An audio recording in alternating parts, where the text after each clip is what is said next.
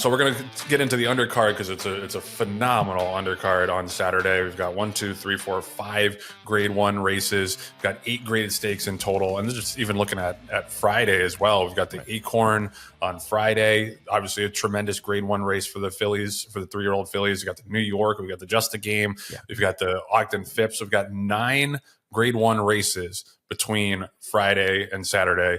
One thing I wanted to mention that I didn't touch on in the opening segment was I think this will be a good test case for the Sandman Effect because he's not running in the Belmont, and we talked about how a lot of people said he was an underlay in the Derby and the Preakness, and how the Preakness, despite not having the Derby winner in it, still had great handle numbers. Handle was up. And I think there's been a lot of chatter about whether or not that's the Sandman Effect and how popular he's been, whether or not he's bringing a lot of casual eyes and a lot of casual money into the pools. So this will be a good test case because this, for racing diehards, this is a great Belmont. Like this is 1, 2, 3 in the Derby, like as good as you could ask for pretty much. But for casual fans, I don't know if they care as much about journalism and sovereignty as they did about Sandman. So that's what's going to be really interesting to see what the handle numbers are. But I expect them to be big. And I think, because one of the things is Naira does a great job promoting this card and building up to it. And especially with it being at Saratoga, like I said, it's such a novelty. So that's going to be interesting to me, John, to see if there was, in fact, a Sandman Effect when it came to the betting on the first 2 legs. Well, it's interesting you use that term because I've noticed it more and more just casually, like around town and talking to people where, all of a sudden it used to be, oh yeah, you're in racing. Oh, okay. Yeah. That's cool. Like at Monmouth. Yeah. Oh, that's cool. And where are your horses? Are they in your backyard? No. Oh, okay. To now it's like, wait, you have Sandman? Oh, wasn't that like America's Horse? Like people recognize that there was this kind of euphoria and interest in the horse. I brought the saddle towel from the Preakness to a framing guy yesterday, amongst other saddle towels and things like that, memorabilia that we wanted to have framed. And he was going through it, and he holds up the Preakness and it says Sandman on the bottom, and he goes, "How'd you get this? Are you a collector?" And I was like, well, no, I own I own a piece of the horse. And he goes, "You own a piece of Sandman? Like the gray horse that was on the Derby?" I was like, yeah. He's like, "Oh, can I take a picture of it?" Like he was like so excited. And this is like a guy who's like got a small business in a podunk town that I live in, in New Jersey, and doesn't know, a horse from a mule from a donkey. I mean, just couldn't care, but he remembered Sandman. He knew the horse. And look, at the end of the day, all we're trying to do is promote the industry, which is why we have this show and why we do the things that we do and get involved. But it's nice to see that at least there was this kind of draw over effect where people recognize what's going on in horse racing. And Joe, it's not, and you're butchering horses and horses are dying on the track. And, so it's like, we've gotten over that hump, hopefully, knock wood. We've gotten over that hump of people saying, "Oh my God, that's such a cruel sport," to, "Oh my God, yeah, that was really fun to watch all the hoopla and the excitement and talking about the horses and the races for once." Yeah, well, and that's I've heard from multiple people who are not into racing who have heard of Sandman and like talking about like the social media influence and like how many more like likes and reposts and all the Sandman stuff gets, which I experienced during Derby week. So it's exciting. It's exciting to be part of like a crossover horse like that. And that being said, I'm pretty glad he's not running this Saturday because I think we can really it's like you can take a breath, right? You can relax. You can relax a little bit, and he can relax a little bit. The most important thing before pointing to the summer. So we did it. We managed to make a race that Sandman is not in all about Sandman. But it's true. It's true. It's a story. It's a story worth discussing in terms of its influence on the sport and on the betting pools as well. And shout out to Jon Green for not pulling the hi hat and not doing the "you don't you know who I am," doing the subtle humble brag to his frame guy, like, "Oh yeah, well I actually own a little piece of his horse." You've grown. You've come a long way, my friend. Well, look, it's only because Michelle was with me. If Michelle wasn't with me, I would have been like, "Hell yeah, that's my horse." And you see this third, you see from his nose to like his withers. That's what I own. That's all me, baby. That's me. That's all That's me. me, baby. Exactly. And this other group, they own this much, and this, I would have pulled out the diagram and charted it out for him and everything like that. Yes. So thank you. So quickly, Michelle, the angel on your shoulder, keeping you humble. No question.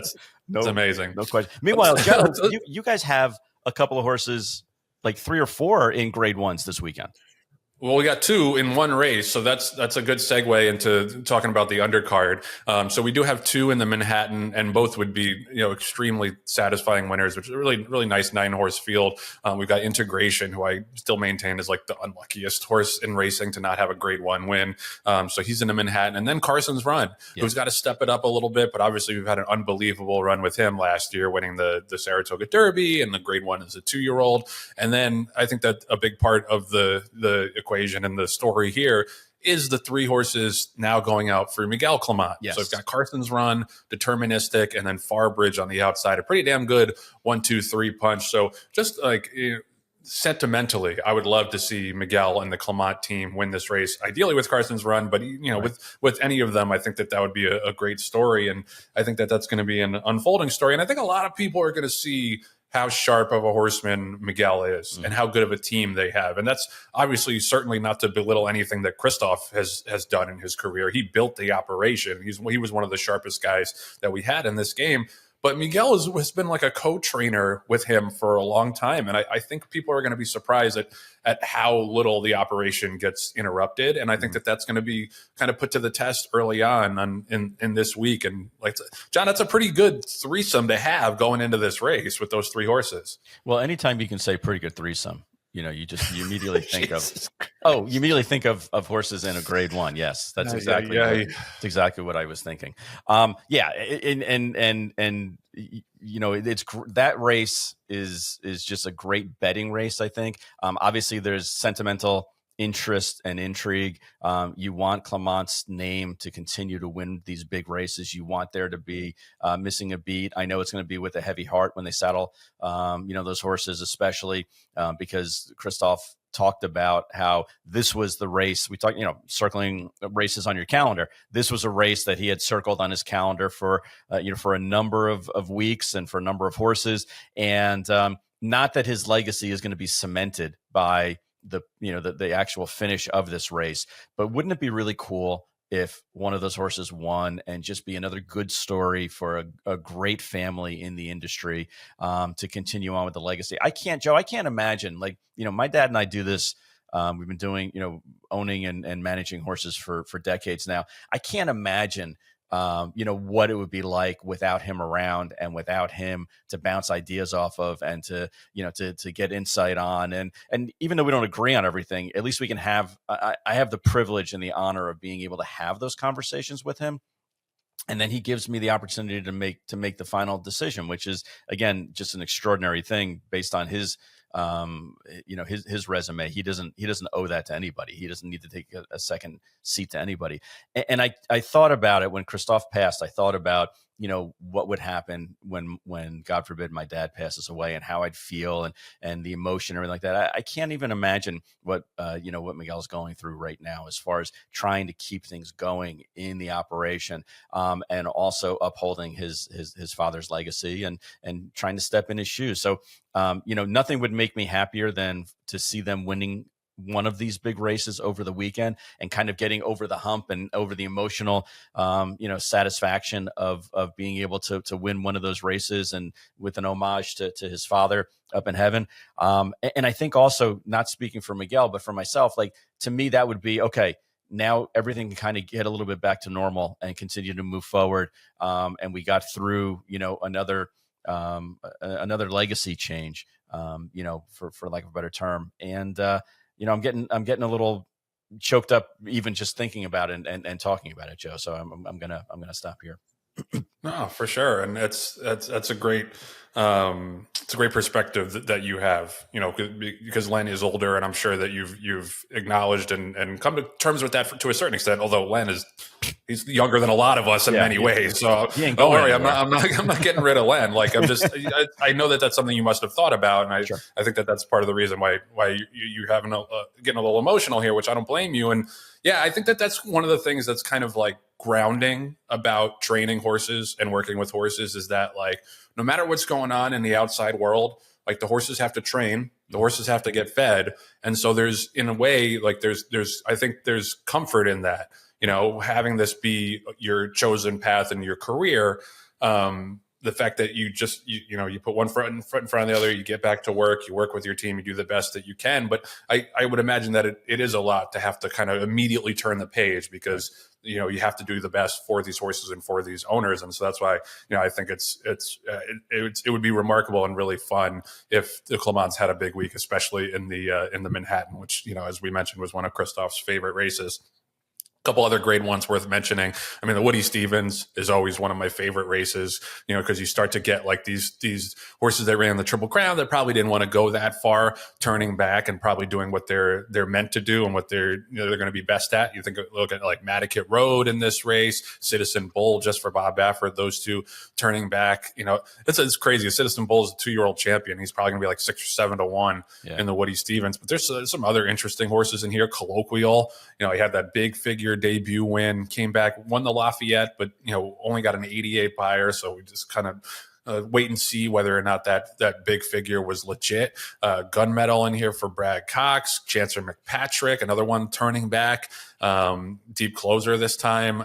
I'm very, very interested in Big Truz at the rail for Brian Lynch. I thought that debut win at Keeneland was like one of the best debut wins I've seen in the last 12 months or so. Right. He ran second to Patch Adams, who's back in here, but Patch Adams has had much more foundation underneath him. He did draw the rail, but he's 10 to 1 morning line. I think he's interesting for sure. And then the Met Mile. The Met Mile is a short field, but it's not lacking for star power. You got the big clash between Fierceness and White Abario. And then you also have Just a Touch, who's definitely on the rise. I loved him. I gave him out to everybody in the Derby last year, and then he ran last. Like, all my friends who are like casual racing followers, they're like, who do you like? Who do you like? And I gave everybody Just a Touch last year just to watch him run last. But he's come around, and he got Raging Torrent as well, who's came off the big win in Dubai. He had the Malibu win. Yep. Short field, John, but there's really a lot of star power. Well, this is what we talked about. Like if the Belmont only had 4 or 5 horses in it, that's exactly what the Met Mile is this year. That it's 4 or 5 horses, but really you can make a case for at least 4 of them for sure. And for all the reasons that you mentioned. And then Joe, just to spin back to the Woody Stevens. So, you have all these horses that were on the Derby campaign. Not only were they on the trail, but 7 of the 11 horses in here in this race were in our contest. Were selected for, by the experts for our contest. So it wasn't even like that they were just kind of like tangentially on the trail for a little bit and then fell off. Between January and April, they were significantly a part of the Derby conversation, and now they're all all 7 of those are turning back in essence to a 7 furlong race. Did you mention Colloquial? Because I was looking at pages when when you were talking about a couple of. I was saying how he had the 106 buyer and then he won the Lafayette, but it was only an 88. So who knows? Yeah, and again, Vekoma.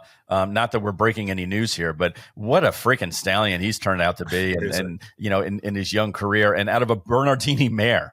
Colloquial is, so again, just another example. We didn't mention Gunmetal, who finished 3rd in the Swale. Sorry, you can see you're doing your research. Chancellor McPatrick, did you mention?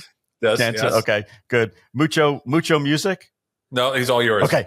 All right. Thank God. All right. No, I have nothing else to say. I was just going down through the other horses that were in there that were longer shots that you didn't mention. So no, but it's going to be a really fun race. And I think, when you look back at some of the races throughout the course of the year, it's these 7/8 races, the mile, 1-turn mile races that excite me because you get this mix of horses from the sprinters that are trying to elongate how far they can go to the distance horses that maybe, like you said, can't go 8.5, 9 furlongs. And this is really their sweet spot. And it comes to like this critical mass of horses where you have front running horses that could go on and stretch. You have horses that maybe you're hoping it sets up for them to be able to come from off it a little bit. To me, those are the most exciting races in the book, or the 7/8, 8 furlong races. You mentioned other races that are going on that weekend. Just a game, I thought. Oh, fascinating! It's just a really, really cool betting race. Yeah, With almost a full field. lots of Euro flavor. Euro flavor. It's a mile. It's on the inner turf, and it's a lot of fillies that deservedly deserve to be in a grade one, all coming together and clashing, local, worldwide, horses that have won here, horses that have won in prestigious races overseas, 4-year-olds, 5-year-olds. And again, fillies that realistically, if their owners wanted to, could have retired them and been very high-priced horses or very high-class broodmares, but opted to run for another year. And that is just a classic on the Friday before the Belmont. Yep. And then other fillies that are running on the turf, just so I can brag a little bit about our horse. We have Nitrogen running in the Wonder again on Belmont Day, and she's the even money favorite with Jose Ortiz. And Joe, that, just to clarify, that is Sovereign Award winning and undefeated 3-year-old Nitrogen. This is what I mean. Because I couldn't believe that he didn't do the big dog Sandman thing at the frame store. But no, like if there's a horse worth bragging on, it's definitely her. He's like very, very clearly the leader in the division, and I thought the Edgewood was clearly her most impressive race yet, even if it didn't stand up from a figure standpoint like that. Like the way she came home from 113-1 to go 141-2, like that's really motoring home. And she's a superstar. But there's some nice horses in here. Like you got the other Cassie horse, who I think is a little interesting, Mayday Ready, who was second in the juvenile fillies turf, who's coming back off the layoff after going to Japan, of all places, in December. But there's some nice horses in here. So I think she's clearly the horse to beat. But I think this will be an interesting race from a tactic standpoint as well, because I don't see that there's not a ton of like obvious speed here. Mm-hmm. So I just curious from a general standpoint, how do you approach a race like that with a filly who does have tactical speed, but you don't necessarily want her on the lead? No, you don't necessarily want her on the lead. But the nice thing about it is that she can sit right off it, and she can sit right off it going 23, or she can sit, right off it going 48. I'm not as concerned about that with a filly like this. She's versatile. And to me, versatility is one of the underutilized characteristics that a horse needs to have, a good horse needs to have. It's great when you have a dead closer and things set up that way. It's great when you have a front runner and nobody else goes with you. But to have the ability to do either or, to be able to sit off at a length and a half or 2 lengths off it and stalk, or to let the speed go and sit 4 or 5 off it and not be worried about that, I think gives her a lot of options. I think that somebody's going to send just for the simple reason that nobody's there. Nobody's sending. I think Opulent Restraint probably is going to be the horse with IRAD right on the inside of us that's going to go.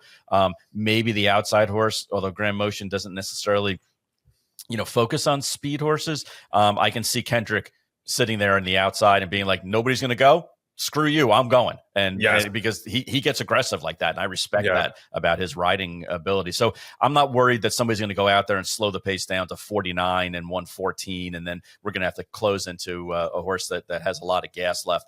I think there's always going to be somebody that's going to try to steal a race like this.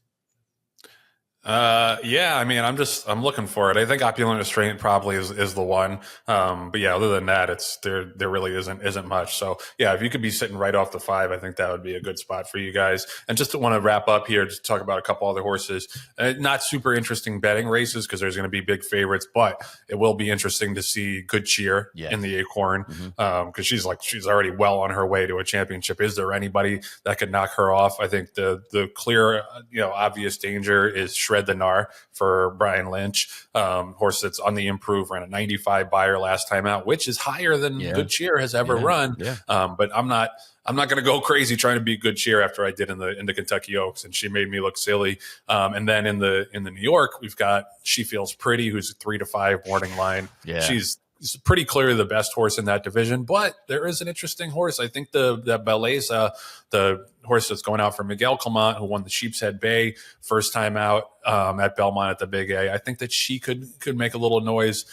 Gimme Another got beaten pretty handily by She Feels Pretty. So not super interesting betting races, but I mean, how about our girl Forever After All? Yeah. Epic performance of the week. Coming into this race off a 9-length win in the Bewitch. I don't know. Maybe we could knock her off, but I do think it looks chalky in the second half of the card on Friday.